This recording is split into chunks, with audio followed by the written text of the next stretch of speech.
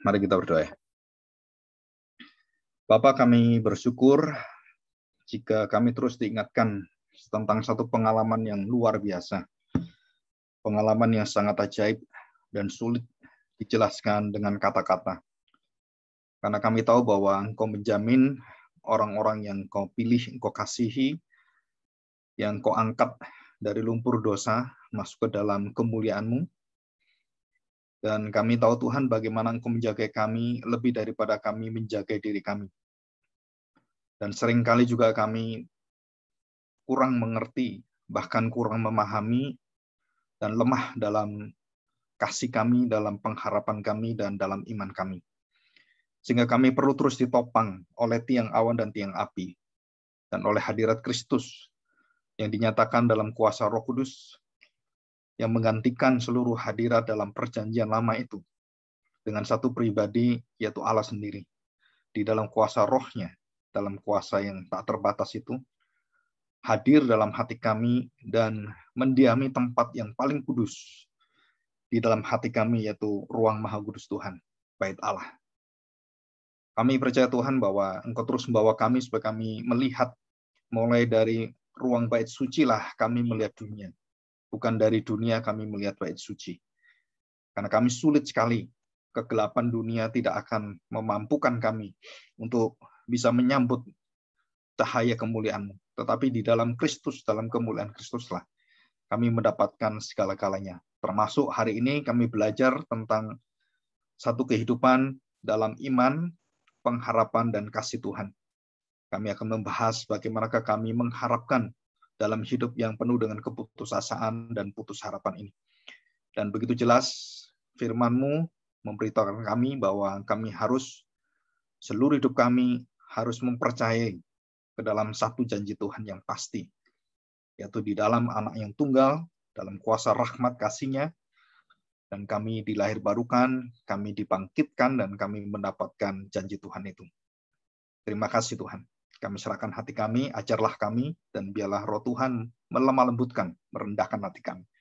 Di dalam nama Tuhan Yesus, kami serahkan doa kami. Amin.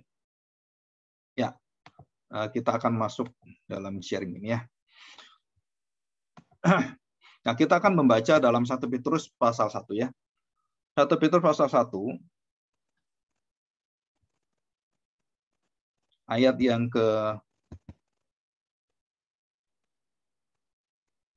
dari ayat yang ketiga ya.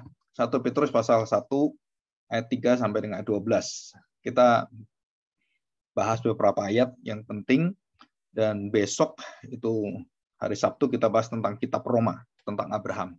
Dan sangat indah sekali ya.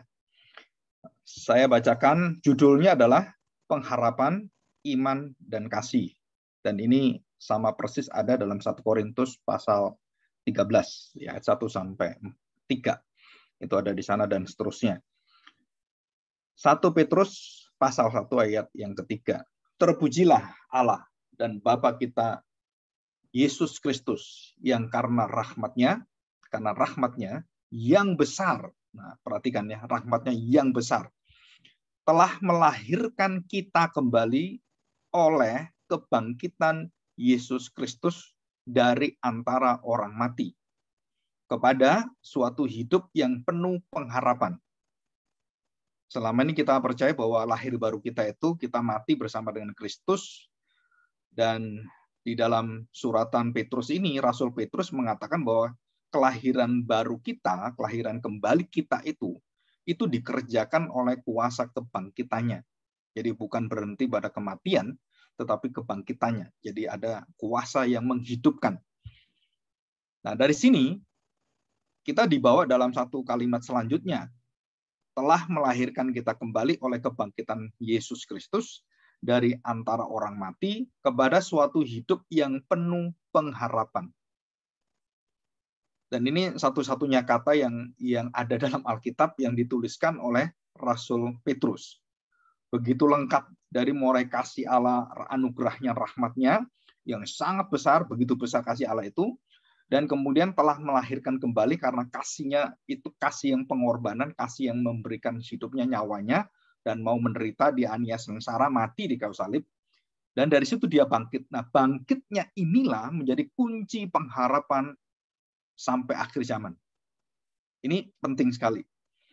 Ya, beberapa teolog yang sangat luar biasa, walaupun mereka mulai akhir hidupnya jadi liberal gitu ya. Nah, beberapa seperti Jürgen Moltmann, Pannenberg ya, Wolfgang Pannenberg, dan juga beberapa penulis-penulis serta pendeta-pendeta hamba Tuhan yang lain. Dan mereka semua itu lulusan dari Jerman semua dan membahas tentang theology of hope ya. Jadi saya tidak membahas tentang filosofikalnya, pengertiannya enggak, karena itu kuliah, itu di dalam kuliah itu diajarkan bagaimana melihat semuanya itu. Nah, saya hanya mengajarkan apa yang diajarkan oleh Alkitab, biblical theology. Jadi ini penting sekali.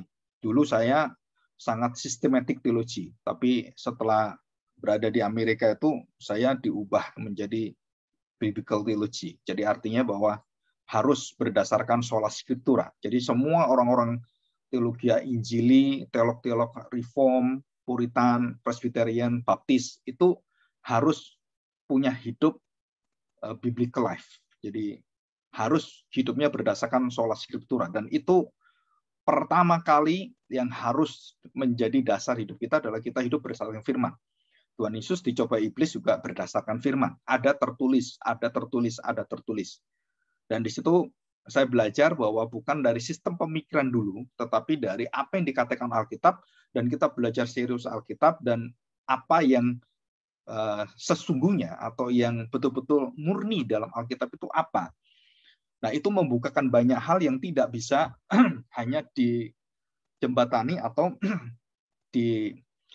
diukur oleh sistematik pikiran kita dan akal budi kita saja. Tetapi ada hal-hal yang memang kita nggak bisa jelaskan dalam Alkitab. Dan itu saya belajar banyak, dan itu mengubahkan seluruh cara saya berpikir, cara saya menggembalakan, cara saya berkhotbah, dan itu kembali pada semua berdasarkan otoritas Alkitab yang utuh. Ya. Kenapa? Karena disinilah kita belajar. Jadi kata-kata yang sangat indah dalam Alkitab.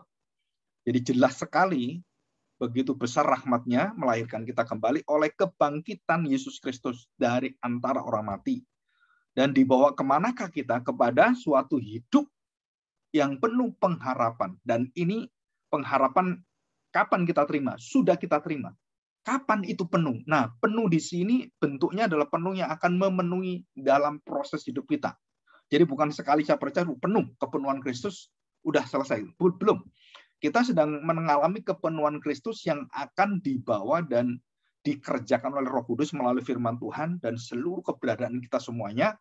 Dan kita kemudian menuju kepada kesempurnaan bersama dengan Tuhan setelah tubuh kita nanti itu diberi tubuh yang baru. Nah, itu pengharapan yang merupakan kekuatan iman orang Kristen dan tidak mungkin didapat dari iman apapun.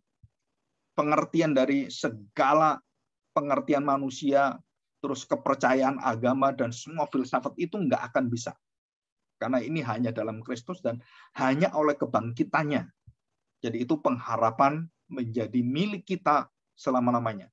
Jadi kalau kita sakit, kita mengalami penderitaan, kita mengalami jalan buntu, kebingungan, nah kita harus tahu, kita tetap harus memegang itu. Jadi nanti di dalam pengharapan itu, kalau kita terus bertekun dalam pengharapan, tabah, sabar dalam pengharapan, itu kekuatan kita melihat tergenapi di dalam hidup kita, pengharapan itu semakin nyata dan semakin terlihat dengan jelas. Ya, walaupun seperti Abraham tidak menerima janji itu, dan dia akan menjadi bapak segala bangsa, dia nggak pernah menerima janji fisikal itu, enggak, tapi dia melihat dengan imannya. Dari mana dia bisa tahu bahwa nanti anak cucunya banyak? Dia yang mandul itu akhirnya punya keturunan, walaupun satu keturunan dari kemandulan, dari ketuaan, dan dari ketidakmungkinan yang ada. Nah, dia tetap berharap walaupun tidak bisa diharapkan dan tidak ada harapannya. Dan Abraham tidak pernah putus, berhenti asanya. Jadi tidak pernah putus asa. Dan ini besok kita pelajari dengan indah sekali. Nah, hari ini kita belajar tentang pengharapan dari mana asalnya dan semuanya. Ya. Oke, ayat yang keempat. Perhatikan. Jadi kepada suatu hidup yang penuh pengharapan. Nah, hidup penuh pengharapan hidup yang apa? Nah, perhatikan ayat 4. Untuk menerima suatu bagian yang tidak dapat binasa. Jadi tubuh kita ini mati, hancur, ya, seperti itu. Tidak dapat binasa. Jadi tubuh kita binasa, nanti kita mendapatkan tubuh yang tidak dapat binasa. Yang kedua, tidak dapat cemar. Artinya tidak bisa dicemari dengan berbagai macam kejahatan dan kelicikan manusia, termasuk dosa kita, kedagingan kita. Nah, itu tidak akan mencemarkan. Dan yang terakhir yaitu yang tidak dapat layu. Artinya bahwa jiwa kita, roh kita yang mendapatkan kekuatan dari roh Allah itu, maka kita punya roh dalam manusia baru kita itu tidak pernah layu. Mazmur pasal 1 itu jelas sekali. Dikatakan daunnya itu tidak pernah layu, tidak pernah kering. Dan selalu hijau, selalu segar. Dan bukan hanya di situ, bukan hanya hidup, bukan hanya daunnya banyak, bukan hanya bisa mengayomi banyak burung-burung datang dan semuanya menyegarkan semuanya, tetapi pohon itu akan berbuah dengan limpah, dengan lebat, dengan lezat. Ya, limpah, lebat, lezat. Dan itu dijanjikan oleh Tuhan Yesus. Kamu akan hidup dalam kelimpahan yang luar biasa. Bukan dalam duit, bukan itu. Tapi di dalam jiwa kita mendapatkan air kehidupan yang tidak pernah diambil dari kita. Ya, roti surga yang mengenyangkan kita terus-menerus, yaitu firman Tuhan. Ya, itu bagian rohani. Jadi tidak ada hubungan dengan makanan minuman kita sehari-hari, kendaraan, kemewahan, rumah apa itu enggak ada hubungan sama sekali. Itu semua fana semuanya. Ya. Jadi untuk menerima suatu bagian yang tidak dapat binasa, yang tidak dapat cemar, dan yang tidak dapat layu. Bayangkan 3 hal ini tidak ada di surga. Ya. Layu, cemar, dan binasa. Di surga itu nggak ada. Jadi jangan cari di surga hal-hal seperti ini. Yang cemar, yang layu, yang binasa. Nggak ada. Itu ada di neraka semua. Itu yang layu, yang cemar, yang hancur, murka Tuhan itu di tempatnya di neraka. Ya, semuanya di sana. Yang kelima, perhatikan baik-baik. Yang tersimpan di surga bagi kamu. Jadi sudah tersimpan di surga bagi kamu. Arti tersimpan itu akan diberikan dengan seutuhnya. Itu bersifat eskatologi, bersifat nanti. Jadi bagian kita sudah mendapatkan seperti yang dikatakan dalam Efesus itu jaminan. Jadi uang jaminan gitu ya. Sudah dijamin kita pasti masuk surga. Nah, kepenuhan kita di surga itu itu nggak bisa diungkapkan. Kenapa? Karena keindahannya nggak pernah berhenti. Kekudusannya itu nggak pernah tercemar. Dan tubuh kita dan hidup kita nggak pernah layu. Nggak ada yang dinamakan itu kefanaan, itu nggak ada. Dan kita akan segar terus, kita akan bersuka cita terus. Dan seperti katakan Yesaya, tidak pernah lelah, lesu. Lutut kita nggak pernah goyah. Seperti burung raja wali. Wah, itu istilah-istilah sebenarnya adalah itu janji Tuhan di surga yang sempurna. Ya, kita diberikan di sini, tetapi seutuhnya, segenap, sepenuhnya, atau seluruhnya itu akan kita terima di surga. Nah, ini adalah satu pengharapan ya. Jadi satu pengharapan yang luar biasa. Ya, perhatikan ayat 5. Yaitu kamu yang dipelihara dalam kekuatan Allah karena imanmu, sementara kamu menantikan keselamatan yang telah tersedia untuk dinyatakan pada zaman akhir. Ya, perhatikan, zaman akhir. Bergembiralah akan hal itu. Sekalipun sekarang ini, kamu seketika saat sekarang ini harus berduka cita oleh berbagai-bagai pencobaan. Maksud semuanya itu ialah untuk membuktikan kemurnian imanmu. Yang pertama, yang jauh lebih tinggi dari nilai daripada emas yang fana. Yang diuji kemurniannya dengan api. Nah, api dari Tuhan. Api yang akan membuat kita akan dibersihkan dari segala dosa-dosa kita. Ya, api itu kan menyucikan, membersihkan, dan yang mulia itu akhirnya bercahaya. Sehingga kamu memperoleh puji-pujian dan kemuliaan dan kehormatan pada hari Yesus Kristus menyatakan dirinya. Eskatologi, future. Jadi nanti kita akan mendapatkan tubuh kemuliaan kita dan sukacita yang luar biasa. Walaupun saat sekarang ini kita susah hidup. Kita mencari pekerjaan, nafkah semua itu sudah alamiah karena Tuhan mengatakan tanah ini terkutuk dan wanita melahirkan dalam kesakitan dan iblis dikutuk oleh Tuhan. Dan apa yang terjadi? Bumi ini sudah tidak berdamai dengan manusia dan manusia sudah tidak bisa mengatur, menguasai, mendominasi dan mengontrol, mengendalikan bumi, binatang-binatang yang dulu dikendalikan oleh Adam dan Hawa. Jadi burung-burung di udara itu dikendalikan, dikuasai oleh Adam dan Hawa. Ikan-ikan di laut juga sama. Bahkan semesta ini dikuasai oleh Adam dan Hawa. Bagaimana mereka bisa menguasai ini? Dengan kuasa apa? Ya kuasa citra Allah itu, gambar Allah itu diberikan kepada manusia yang belum jatuh dalam dosa. Bagaimana manusia mengatur semesta alam ini dengan hanya 2 orang itu? Saya nggak pernah membayangkan. Bagaimana binatang-binatang diatur oleh Adam? Bagaimana mereka bisa jadi hidupnya itu bisa begitu serasi, begitu jinak, dan tidak saling merampas, tidak saling membunuh. Jadi tidak ada di situ pembunuhan seperti harimau makan dagingnya binatang-binatang kijang, terus kemudian saling membunuh gitu. Itu tidak ada pada waktu itu. Dan semua berjalan dengan apa? Dengan keindahan. Jadi binatang-binatang itu dipercaya bahwa mereka tidak saling membunuh, tetapi makan dari tanaman tumbuh-tumbuhan yang ada. Dan itu luar biasa sekali.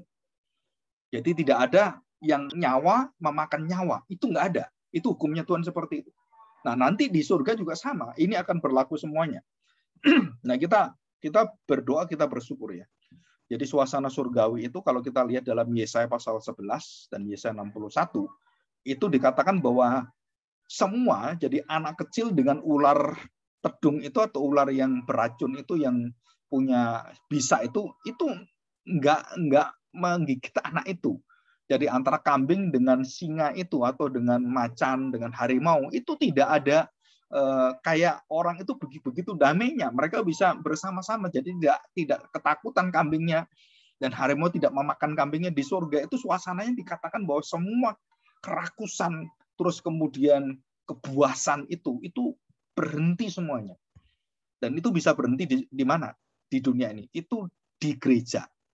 Di lingkungan keluarga kita. Tidak boleh ada hal-hal seperti itu. Karena kita sudah mendapatkan janji Tuhan dan pengharapan Tuhan, kita sudah mengalami hidup dan lahir baru itu.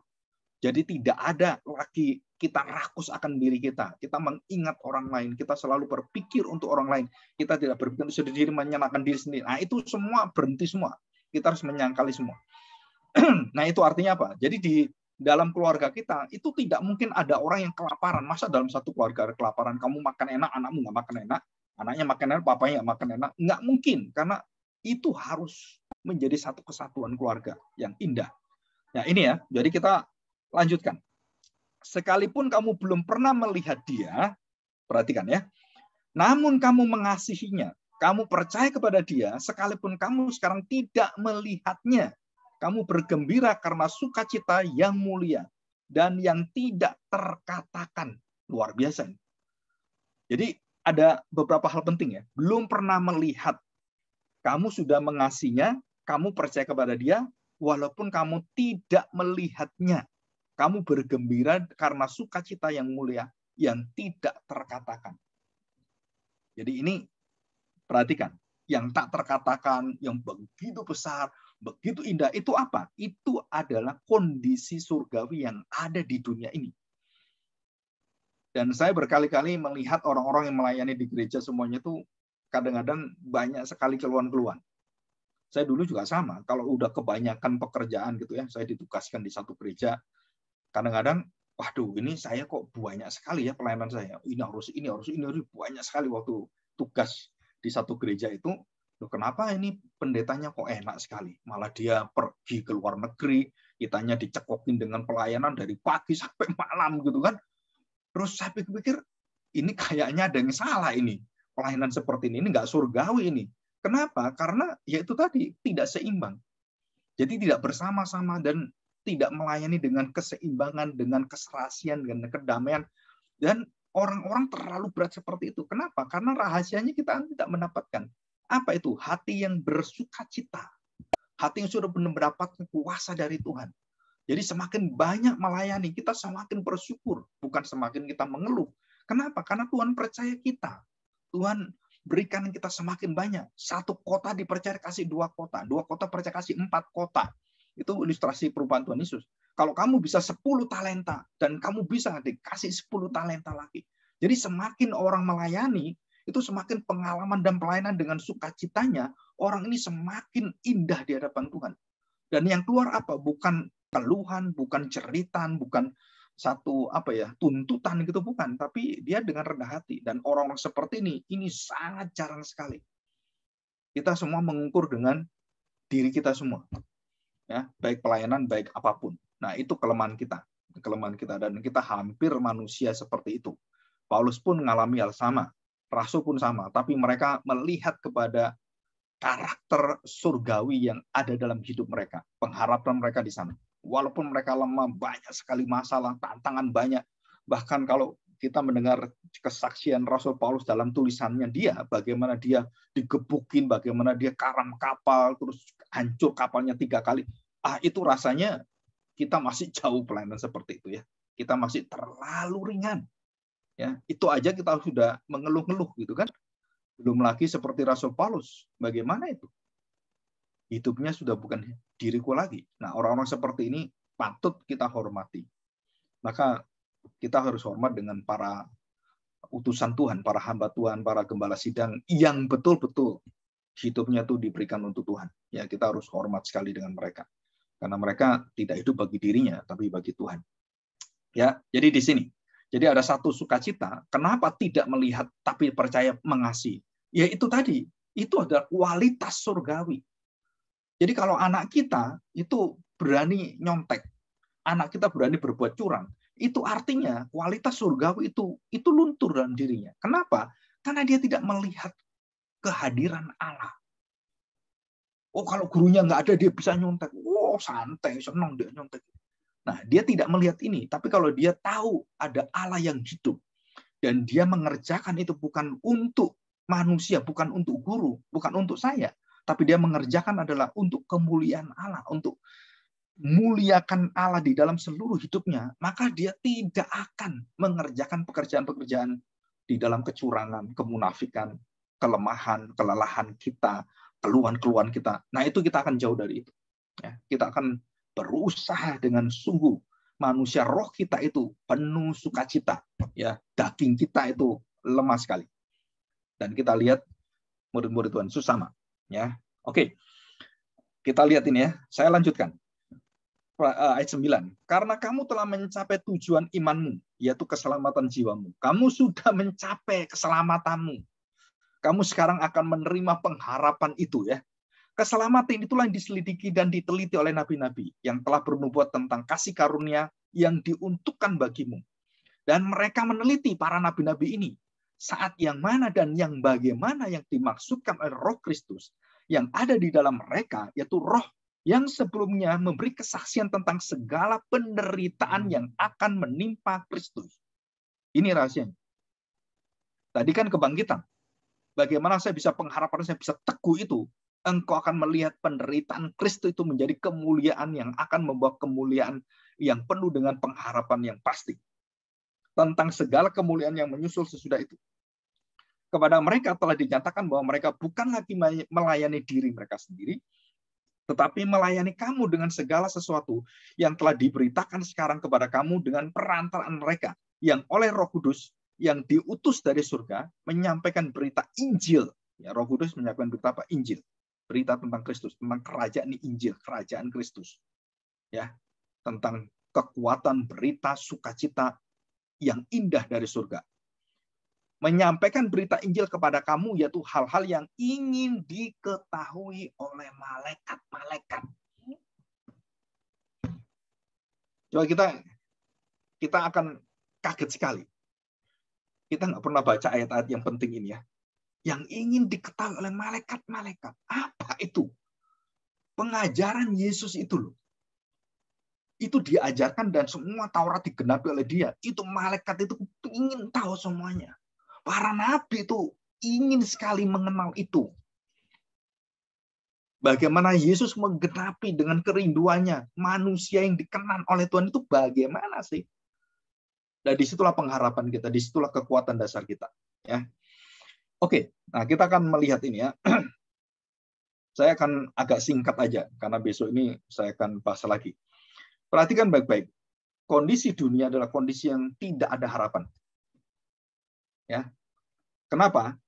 Yang pertama, kita tahu bahwa setelah kerusakan di dalam dosa, kejatuhan manusia dalam dosa, maka kehidupan manusia yang begitu damai dengan Tuhan itu menjadi rusak semuanya dan terjadi tercerai-berai dan keterpisahan dan peperangan, perselisihan dan semua terjadi dalam hidup manusia. Jadi pengharapan ada nggak?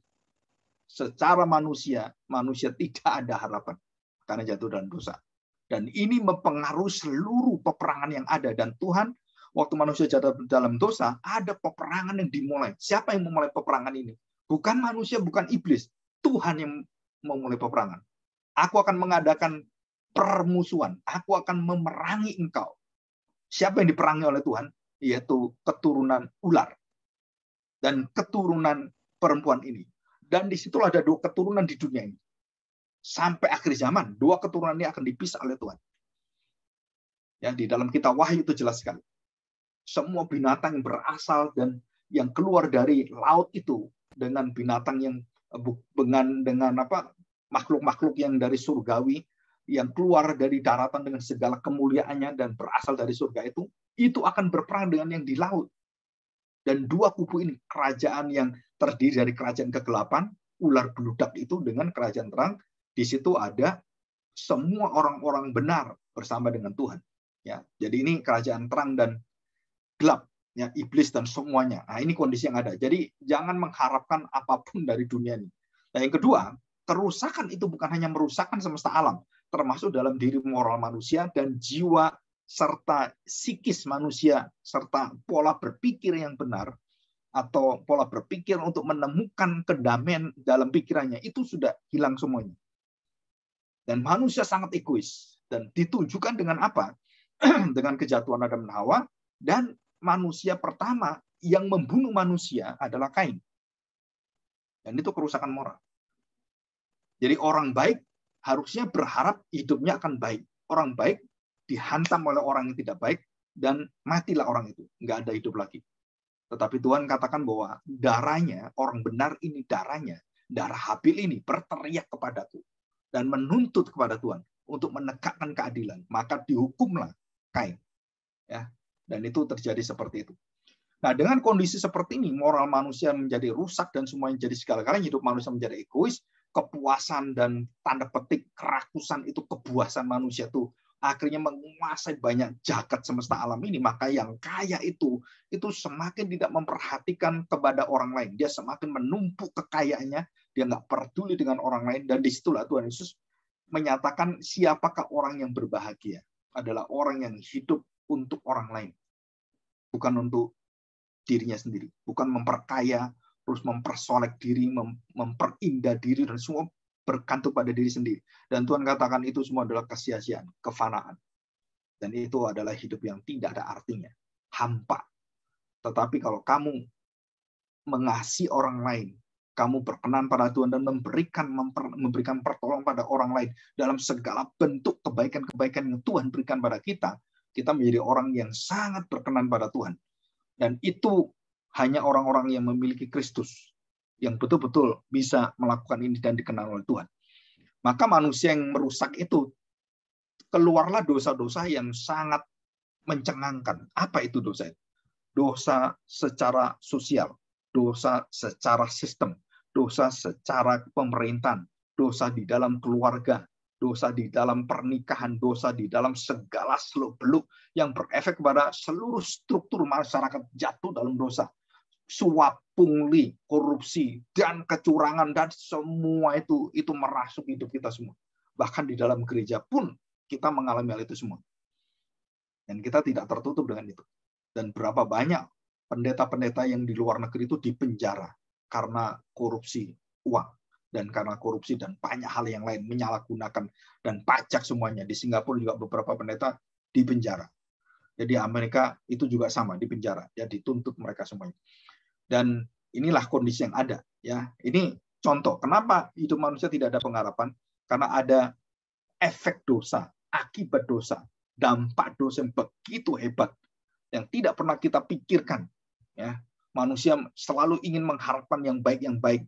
Dengan penemuan industri yang luar biasa, dia pikir, wah, pada tahun 19 abad awal itu manusia sudah mencapai kemanusiaannya. Dan kemudian ditulis oleh seorang teolog dan juga seorang yang ateis akhirnya, yang ingin jadi pendeta nggak jadi, mulai dari Karl Marx sampai kepada Nietzsche, dan juga orang-orang yang lainnya. Itu mereka ingin sekali ada manusia Superman.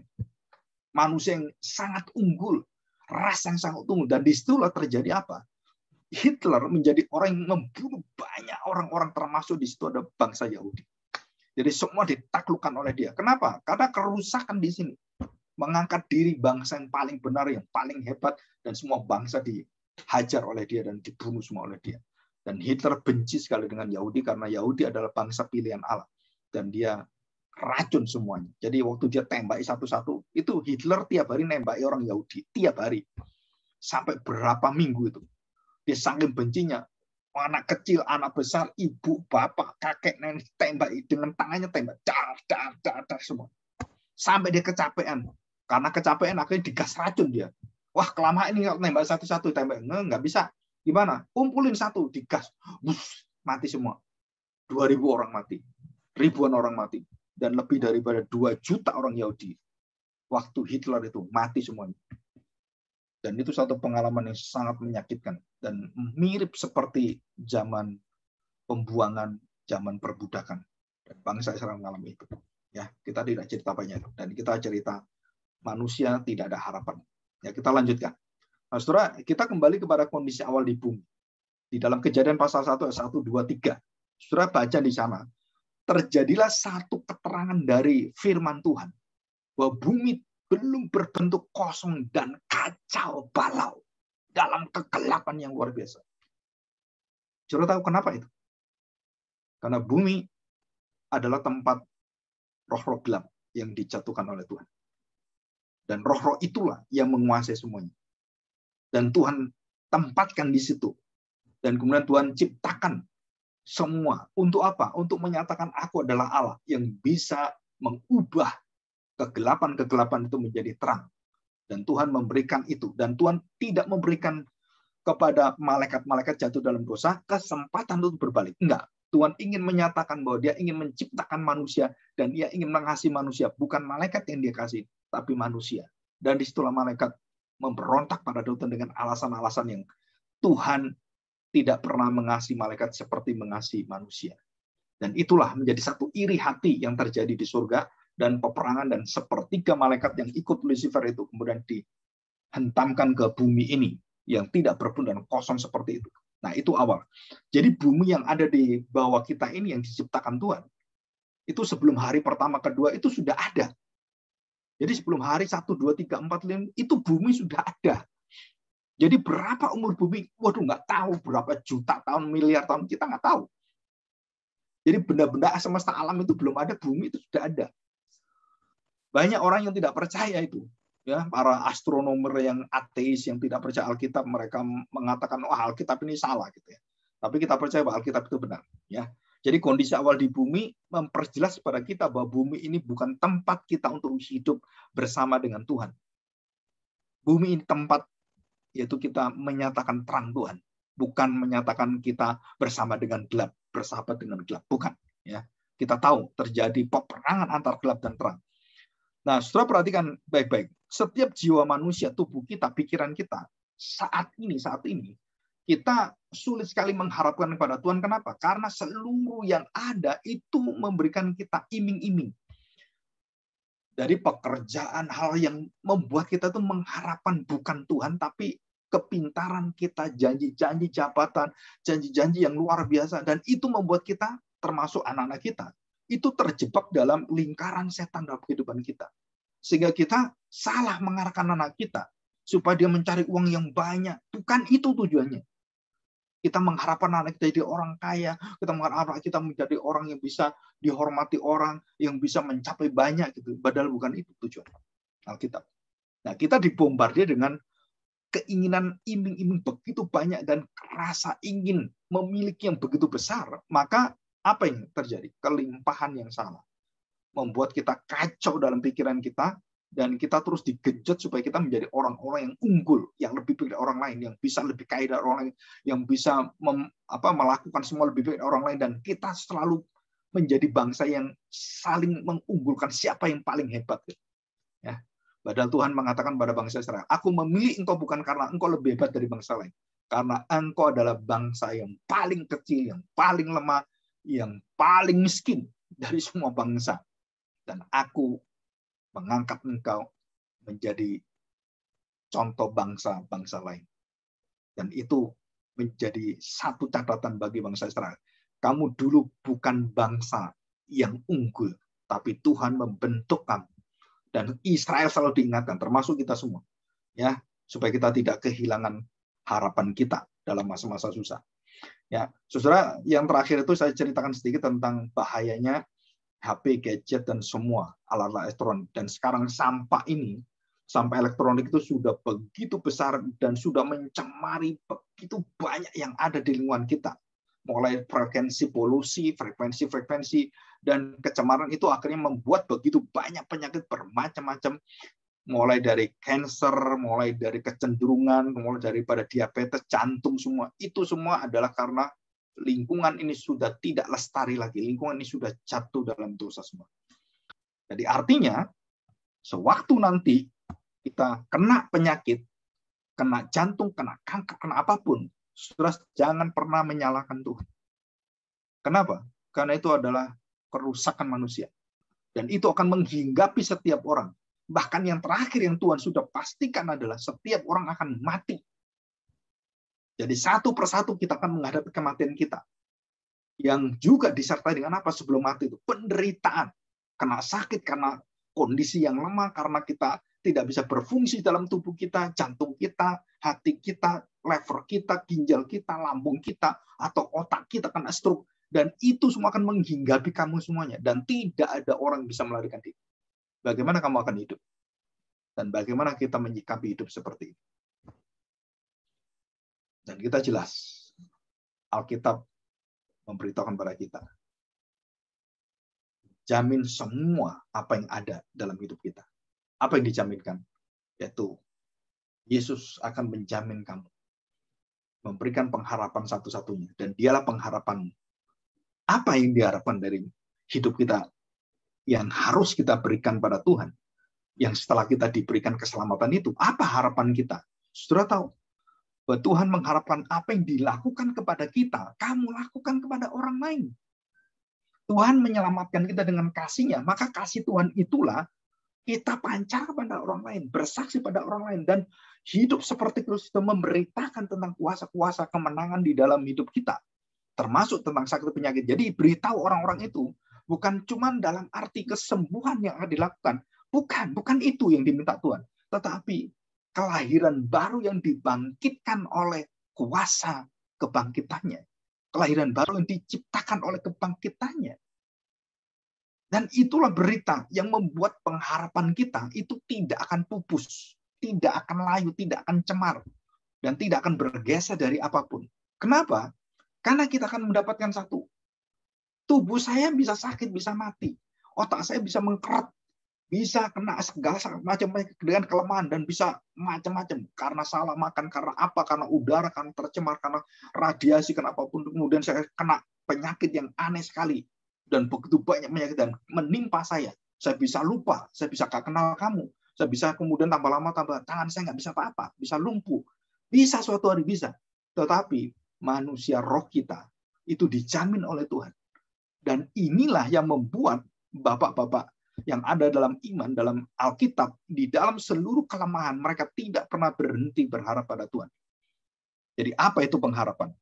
Ya, oke. Nah, saudara, kita tahu zaman Tuhan Yesus, kenapa begitu banyak orang sakit, cacat, kena kusta, buta, tuli, dan begitu banyak orang kerasukan setan. Itu pada zaman Tuhan Yesus, dosa sudah merusak semuanya. Bukan hanya di bait Allah rusak luar biasa, moralnya, rohaninya, Tapi secara masyarakat itu kita lihat bagaimana mereka begitu rusaknya luar biasa. Para pejabat Romawi dalam dunia yang begitu glamor itu, mereka berpesta pora bangsa Israel dalam kemiskinan yang luar biasa. Mereka makan susahnya luar biasa. Dan mereka banyak sakit penyakit karena tidak mendapatkan pengayoman, makanan yang baik. Nah, mereka akhirnya jatuh dalam itu tadi, tubuhnya banyak kecacatan. Nah, seperti itu pada zaman Tuhan Yesus itu paling parah di sepanjang sejarah manusia, khususnya di daerah Israel. Ya, kenapa Yesus waktu menyatakan kuasanya, tanda-tandanya, banyak orang ikut dia karena banyak orang sakit sampai dikotong-kotong kemana-mana ngikuti Tuhan Yesus. Itu tiap hari dari pagi siang.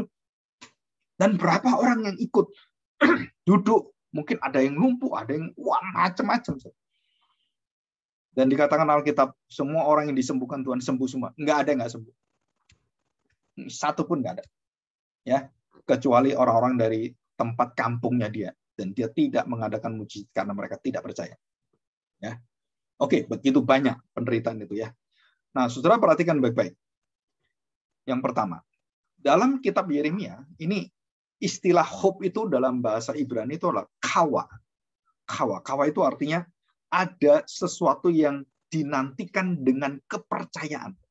Jadi pengharapan itu sesuatu yang belum terjadi, tapi dia sudah percayai. Trust. Untuk apa? Akan terjadi. Dan akan terjadi, akan dialami. Nah, itu artinya kawa. Mengajarkan bahwa hanya Tuhan yang bisa menggenapi semua janji-janjinya yang dia katakan itu.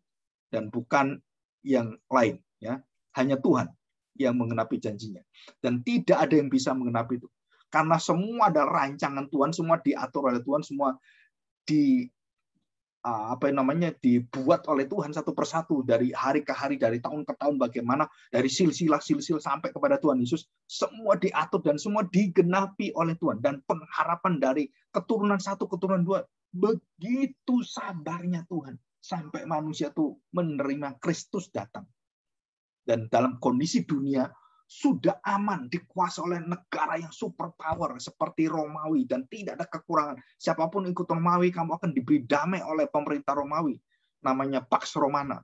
Damai yang kalau kamu takluk, kamu damai. Kamu nggak akan diapa-apain. Kamu bekerja untuk saya, dan kamu enak semuanya. Dan itu cara Romawi. Seluruh dunia itu dikuasai oleh dia dengan kekuatannya. Dan orang mengharapkan semua, bergabung semua di situ. Termasuk bangsa Israel.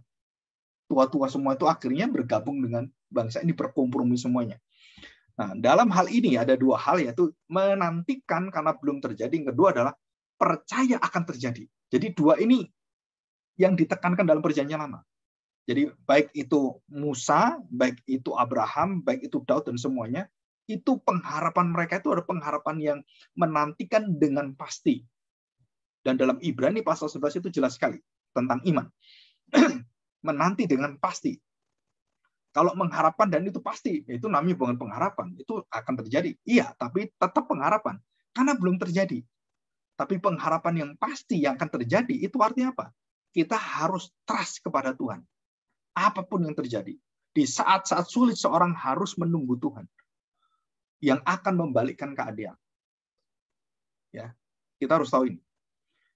Walaupun banyak kelemahan kita, banyak terjadi kelemahan-kelemahan kita, tetapi kita diminta untuk apa? Untuk menanti, dan kemudian kita percaya kepada Tuhan akan menggenapi semuanya. Dan kapankah Tuhan akan menggenapi?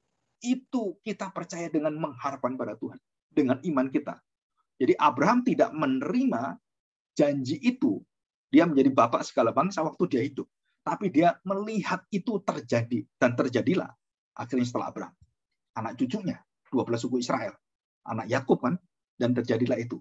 Abraham nggak tahu, belum melihat, tapi dia bisa percaya. Dan itu artinya. Nah, di dalam perjanjian baru, itu ada satu tambahan yang sangat indah sekali, ditambahkan oleh Rasul Paulus tentang arti janji itu dipakailah bahasa Yunani-nya adalah hupomeno. Meno itu artinya berdiam. Hupo itu apa ya? Hyper itu sangat gitu.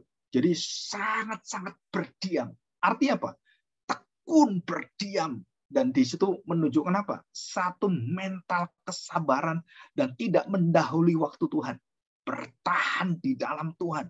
Saya akan terus walaupun diuji, dicobai, dan kemudian sampai hancur. Dan disitulah muncul seperti Ayub. Imannya itu akan dipamerkan oleh Tuhan. Muncul seperti emas. Nah, di situ. Jadi tujuan utamanya apa? Supaya imanmu itu dimuliakan Tuhan. Dan di situ Tuhan memperlihatkan pada dunia yang gelap itu. Nggak pernah bisa kamu mengalahkan anak-anak saya. Kepada iblis. Tuhan mengatakan, mau silakan. Jangan ambil nyawanya. Silakan. Jangan cobai tubuhnya. Silakan. Dan itu ada batas-batas dari Tuhan. Sampai akhirnya jangan nyawanya.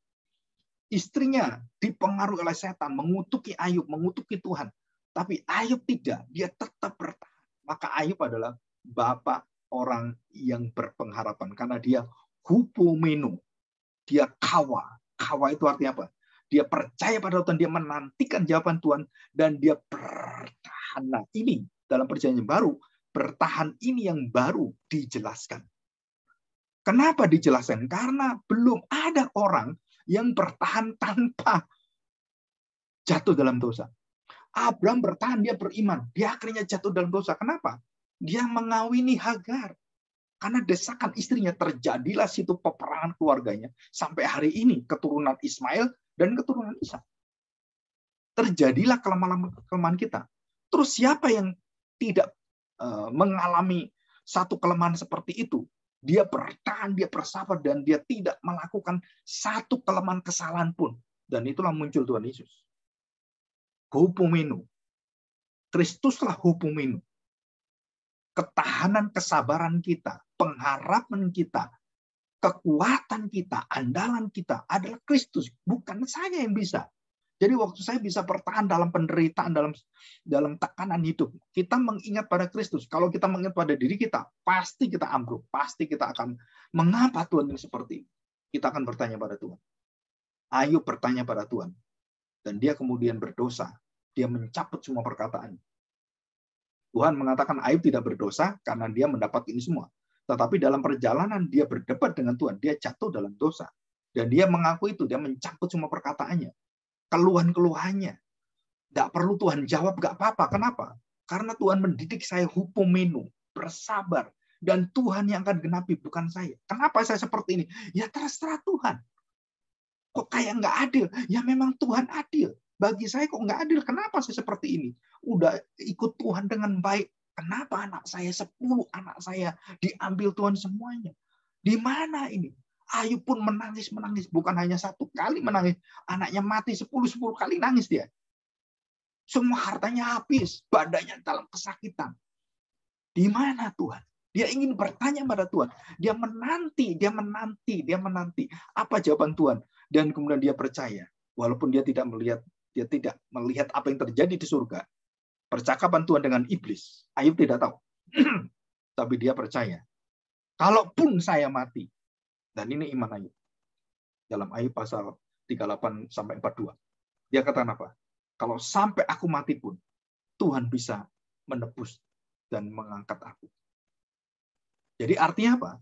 Kalau sampai saya nggak dikasih jawaban, ya udah. Saya akan terus bertekun sampai mati. Dan di dalam kematian itulah, saya percaya, saya akan dibangkitkan Tuhan. Abraham punya iman yang sama, Ayub punya iman sama, Yesus pun punya iman yang sama. Dan inilah iman generasi dari orang-orang yang terpilih. Yang penuh dengan pengharapan walaupun tidak ada harapan. Dan disitulah kita belajar. Kawa dan hupomeno. Bukan hanya percaya kepada Tuhan. Kita menunggu walaupun kita ada janji Tuhan tidak terlihat dan belum terjadi. Tetapi kita dengan bersabar dan karakter kita dibentuk dengan apa? Hupomeno. Kita bisa menahan semuanya dan kita bisa bersabar dan pada waktunya Tuhan satu persatu genapi semuanya. Dan sangat indah sekali. Ada maksud Tuhan yang luar biasa. Waktu papa saya mati, maksud Tuhan apa? Waktu engkong saya mati, maksud Tuhan apa? Jadi dalam hidup saya, orang-orang saya cintai dengan luar biasa, satu persatu mati. Dan Tuhan bukakan setiap kematian itu, ada keindahan yang luar biasa. Bagaimana Tuhan itu menjagai, dan bagaimana visi dari Tuhan, itu akan semakin menguatkan kita dan membawa kita untuk siap menerima pengharapan itu. Dan semua yang terjadi itu, yang kita lewati itu cuma satu. Bukan kekuatanmu, bukan gagah perkasamu, tetapi Roh Tuhan. Dan itulah janji Tuhan. Jadi saya kenapa bisa seperti ini? Jangankan gitu. Kamu bisa memelihara papamu aja nggak bisa, ngobati papamu nggak bisa, memelihara anakmu nggak bisa, sampai akhirnya mereka meninggal. Apa yang engkau bisa andalkan dalam hidup? Dan disitulah kita harus tahu Tuhan. Pengharapan kita pada Tuhan, kekuatan kita pada Tuhan. Dan satu persatu kita akan meninggalkan dunia ini. Dan bagaimana kita persiapkan? Kita memberi pengharapan pada anak kita, pada keluarga kita. Jangan berharap pada siapapun. Berharap pada Tuhan. Di situ ada satu kekuatan yang luar biasa. Dan janji Tuhan. Karena kita sudah mendapatkan hidup yang baru. Dan kita akan diubahkan hidup kita. Dan kita akan mengalami satu sukacita kemenangan yang luar biasa. Dan itu bukan nanti. Kita sekarang sudah merasakan itu. Kita tidak kesedihan di dalam kita berpisah dengan segala sesuatu, bagaimana tekanan hidup yang ada. Kita tetap bersyukur, tetap memuliakan Tuhan. Dan kita tetap bekerja untuk Tuhan melayani sampai titik akhir. Nah, sebagai penutup, Agustinus mengatakan, bagaimana sikapmu kalau Tuhan Yesus datang nanti? Apa yang harus kamu lakukan? Dia mengatakan satu kalimat. Dari A sampai Z. Dia mengatakan apa? Yang Tuhan percayakan, kalau saya menanam, saya akan menanam. Kalau Tuhan mempercayakan saya memberitakan Injil, saya memberitakan Injil. Sampai kapan? Sampai selesai. Jadi saya tidak mengharapkan kapan Tuhan datang. Bukan. Bagaimana saya hidup di dalam Tuhan. Dan pengharapan itulah yang membuat saya tekun. Berharap, bersabar, bertahan. Jadi di dalam hidup itu kita bisa tegar. Dan kita tidak beralih kepada pengandalan Tuhan. Penghormatan pada Tuhan. Pemujaan pada Tuhan. Dan kita bergantung sepenuhnya pada Tuhan. Dan itulah kekuatan kita. Dan kita bersyukur pada masa seperti ini, jangan pernah beralih kepada siapapun. Banyak orang beralih dengan apa? Mengharapkan banyak hal. Ayo ini loh, kamu kalau kurang ini kasih ini, kalau kamu ini. Oh, ini ada dokter yang pinter ini. Wah, bawa dokter yang pinter.